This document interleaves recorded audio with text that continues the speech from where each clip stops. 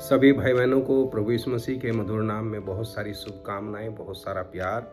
आज हम चूँकि उपवास के दिन हैं, उपवास चल रहे हैं, आज हम उचित उपवास के बारे में थोड़ी सी चर्चा करेंगे। और आपने कई बार पढ़ा होगा यशायाह उसका 58 अध्याय। और यहाँ एक सवाल से मैं शुरू करूँगा और ये प्रभु के लोगों का सवाल है। यहाँ लिखा है यशायाह 58 अध्याय और उसके 3 वचन में, वे कहते हैं क्या कारण है कि हमने तो उपवास रखा परंतु तूने इसकी सुधि नहीं ली, हमने दुख उठाया परंतु तूने कुछ ध्यान नहीं दिया। यहाँ एक सवाल है प्रभु के लोगों का कि हमने उपवास रखा और तूने सुधि नहीं ली। मेरे भाई बहनों, उपवास क्या है आज हम प्रभु के वचन से सीखेंगे। उपवास का मतलब खाली भोजन का त्याग नहीं है।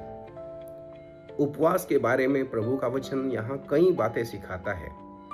एक वो उपवास है जो हम लोगों को दिखाने के लिए, लोगों को खुश करने के लिए रखते हैं।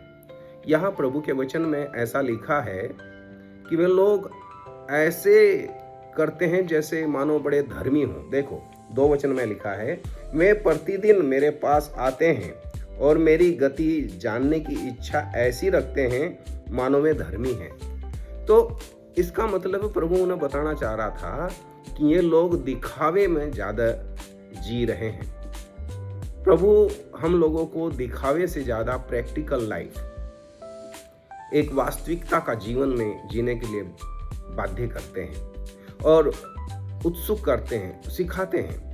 यहाँ प्रभु के वचन में जब प्रभु के लोगों की एक सवाल था कि हमने उपवास किया परंतु तूने इन बातों की सुधि नहीं ली, हमने दुख उठाया और तूने कुछ ध्यान नहीं दिया, तो प्रभु कहते हैं सुनो, उपवास के दिन तुम अपनी ही इच्छा पूरी करते हो। पहला कारण प्रभु ने बता दिया क्यों प्रभु उनके उपवास की ओर ध्यान नहीं दे रहे, क्योंकि तुम अपनी ही इच्छा पूरी करते हो। अब बिल्कुल पैरेलल हम चलेंगे। अब प्रभु यीशु मसीह के पास आप जाइए। प्रभु जी कैसे प्रार्थना करते थे?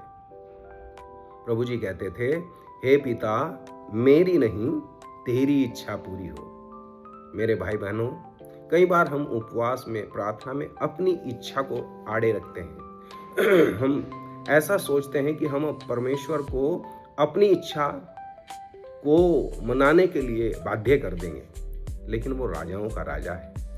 मेरे भाई बहनों, आज प्रभु हमें पहली बात सिखाते हैं कि हमें अपनी नहीं, परमेश्वर की इच्छा पूरी करना है। ये हमें प्रभु यीशु मसीह से सीख मिलती है। फिर हम आगे बढ़ते हैं। यहाँ प्रभु के वचन में लिखा है यहाँ लिखा है, मैं आपके साथ में पढ़ूंगा, सुनो, तुम्हारे उपवास का फल यह होता है कि तुम आपस में लड़ते और झगड़ते और दुष्टता से घुसे मारते हो।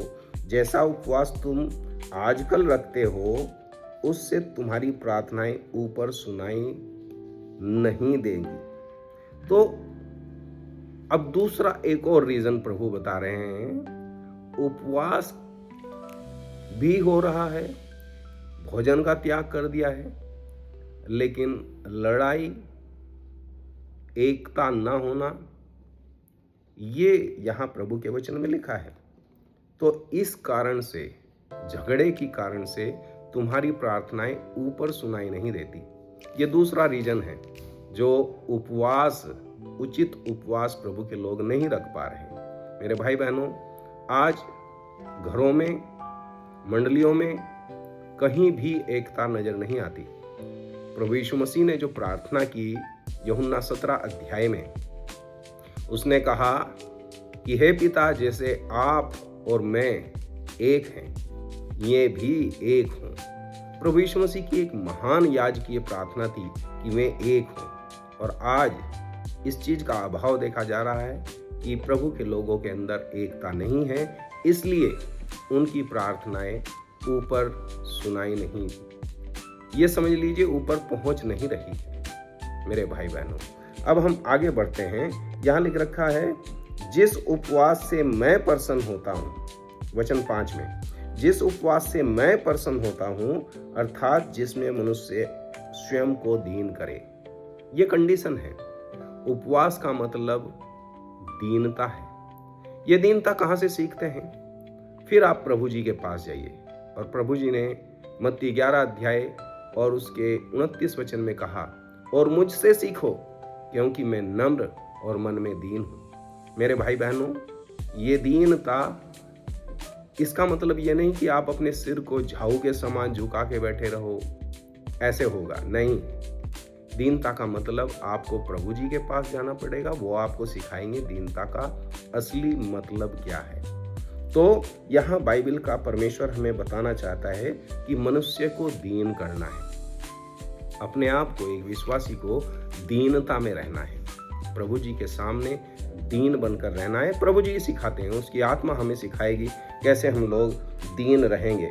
यहाँ प्रभु ने आगे इस बात को बताया है कि जिस दिन तक तुम जो समझते हो ये टांट ओढ़ना और सिर को झाऊ के समान झुकाना, ये नहीं है दीनता। दीनता आपको अपने मन में, अपनी आत्मा में रखनी पड़ेगी। फिर हम 6 वचन में कहते हैं, पढ़ते हैं, जिस उपवास से मैं प्रसन्न होता हूँ वह क्या यह नहीं, अन्याय से बनाए हुए दासों और अंधेर सहने वालों का जुआ तोड़कर उन्हें छुड़ा लेना और सब जुओं के टुकड़े टुकड़े कर देना। प्रभु जी एक और कारण बता रहे हैं कि हमें अन्याय से अलग रहना है, अन्याय नहीं करना है। कहीं भी हमारे जीवन में अगर पवित्र आत्मा जी आपको स्मरण दिलाए कि ये बात अच्छी नहीं है, तो हमें तुरंत प्रभु के चरणों पर आकर प्रभु से माफी मांगनी है और कहना है, प्रभु आप मुझे न्याय प्रिय बनाइए।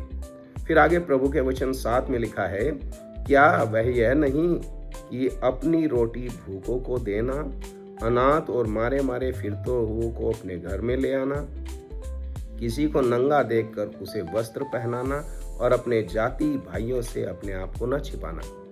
ये उचित उपवास की कुछ मैं विशेषताएं बता रहा हूं। अपनी रोटी भूखों को देना, ये कहाँ सीखते हैं? एक बार की बात है, सुबह से शाम हो गई, लोग भूखे थे। प्रभु यीशु मसीह ने कहा, तुम इन्हें खाना खिलाओ, लेकिन चेलों के पास रोटी नहीं थी। एक बच्चा था जिसके पास रोटी थी और उसने अपनी रोटी प्रभु जी के हाथ में सौंप दी। यह है परमेश्वर के प्रति प्रेम और लोगों के प्रति, पड़ोसियों के प्रति प्रेम। मेरे भाई बहनों, हमें अपने आप को जांचना है, क्या हम वास्तव में अपनी रोटी भूखों को देते हैं, नंगों को कपड़े देते हैं, जो मारे मारे फिरते हैं उन्हें अपने घर लाते हैं। जब प्रभु जी आएंगे तो वो एक ही बात कहेंगे, शाबाश मेरे अच्छे और विश्वास योग्य दास। वो क्या कहेंगे? वो कहेंगे, मैं भूखा था, तुमने मुझे भोजन दिया, खाना खिलाया, मैं प्यासा था, तुमने पानी पिलाया, मैं नंगा था, तुमने मुझे वस्त्र पहनाए, मैं जेल में था, तुम मुझे मिलने के लिए आए, मैं बीमारी के बिस्तर में था, ऐसी जगह था, तुमने मुझे विजिट किया। तो ये क्या है?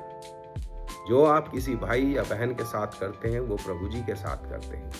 यह है अपने आप को, यहाँ लिखा है अपने जाति भाइयों से न छिपाना। कुछ लोग अपने आप को छिपा कर रखते हैं। मेरे भाई बहनों, हमें कभी नहीं छिपाना, हम प्रभु के लोग हैं। फिर यहाँ आगे प्रभु बड़ी सुंदर प्रतिज्ञाएं देता है अपने लोगों को। वो कहता है, तब तेरा प्रकाश पांव फटने के समान चमकेगा और तू शीघ्र चंगा हो जाएगा, तेरा धर्म तेरे आगे चलेगा, यहोवा का तेज तेरे पीछे रक्षा करेगा।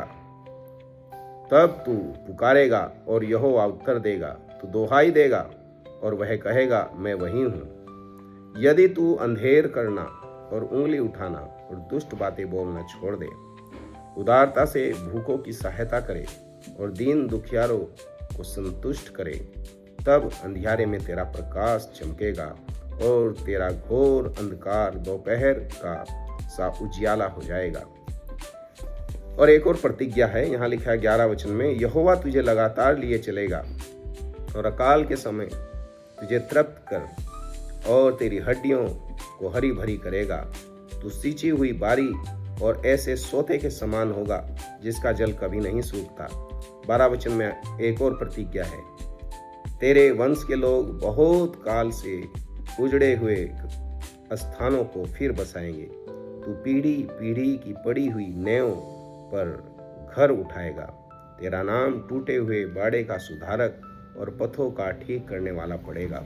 यहाँ 3 लगातार प्रतिज्ञाएं हैं। ये किन के लिए हैं? ये प्रतिज्ञाएं हैं उन लोगों के लिए जो सचमुच में प्रभु के वचन के आधार पर उपवास करते हैं। और प्रभु चाहता है कि हम लोग कैसे हों? हम लोग ना तो अंधेर करने वाले हों, ना उंगली उठाने वाले हों। देखिए, अगर हम किसी की ओर एक उंगली उठाते हैं तो ऑटोमेटिक 3 उंगली हमारी ओर उठती हैं। आप उठा कर देखिए, एक उंगली आप किसी की ओर करोगे तो 3 उंगली आपकी ओर हो जाएंगी। इसलिए हमें उंगली उठाना यानी कि दूसरों को जज करना छोड़ना है। जज करना है, अपने आप को करना है, और दुष्ट बातें बोलना छोड़ना है। दूसरों की सहायता करना है। प्रभु सहायता करे कि हम लोग दूसरों को सहायता करने वाले लोग हों, संभालने वाले लोग हों। प्रभु हमें ये सिखाता है। उचित उपवास यही है। और प्रभु अपने वचन में बहुत साधारण से शब्दों में उन्होंने उचित उपवास को समझाया है। और मत्ती उसका 6 अध्याय और उसके 16 वचन में ऐसा लिखा है, मैं पढ़ता हूँ। जब तू उपवास करे तो कपटियों के समान तुम्हारे मुंह पर उदासी न छाई रहे, क्योंकि वे अपना मुंह बनाए रहते हैं ताकि लोग उन्हें उपवासी जाने। मैं तुमसे सच कहता हूं कि वे अपना प्रतिफल पा चुके। तो जब उपवास करना है तो मुंह नहीं बनाना। हाँ, कुछ लोग ऐसे दिखावा करते हैं कि देखो हम उपवासी हैं। प्रभु जी क्या कहते हैं? हमें दुनिया को दिखाने के लिए उपवास नहीं करना। देखो आगे क्या लिखा है 17 वचन में, जब तू उपवास करे तो अपने सिर पर तेल मल और मुंह धो, ताकि लोग नहीं परंतु तेरा पिता जो गुप्त में है तुझे उपवासी जाने। इस दशा में तेरा पिता जो गुप्त में देखता है तुझे प्रतिफल देगा। मेरे भाई बहनों, आज प्रभु चाहते हैं कि हम लोग दिखावी जीवन से बाहर निकलें। दिखावे के लिए उपवास न करें, अपने आप को दीन करने के लिए उपवास करें। कोई डिमांड प्रभु के सामने ना रखें कि मुझे ये चाहिए वो चाहिए ना। प्रभु मुझे आपके समान दीन बनाएं। मैं अपनी इच्छा पूरी न करूं, प्रभु आपकी इच्छा पूरी करूं। और उस दौरान में जितना भी भरसक प्रयास करूं, दूसरों की मदद करूं, चाहे वो भूखे हों, नंगे हों, अनाथ हों, मारे मारे फिरते हों, सबके साथ प्रभु यीशु के प्यार को बांटिए। प्रभु आपको बड़ी आशीष दे। धन्यवाद।